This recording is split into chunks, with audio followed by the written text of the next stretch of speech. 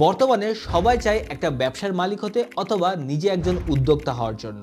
আর এই ব্যবসা করতে গেলে প্রথমেই যে সমস্যাটার আমরা সম্মুখীন হয়ে থাকি সেটা হলো আমাদের হাতে টাকা পয়সা থাকে না। আমাদের প্রত্যেকেরই ধারণা ব্যবসা করতে গেলে মনে হয় অনেক টাকার প্রয়োজন। তবে আজকে আমি আপনাদেরকে যে ব্যবসার কথা বলবো সেই ব্যবসার জন্য আপনার টাকা পয়সা না, শুধু প্রয়োজন আপনার সময় এবং একটু পরিশ্রমের।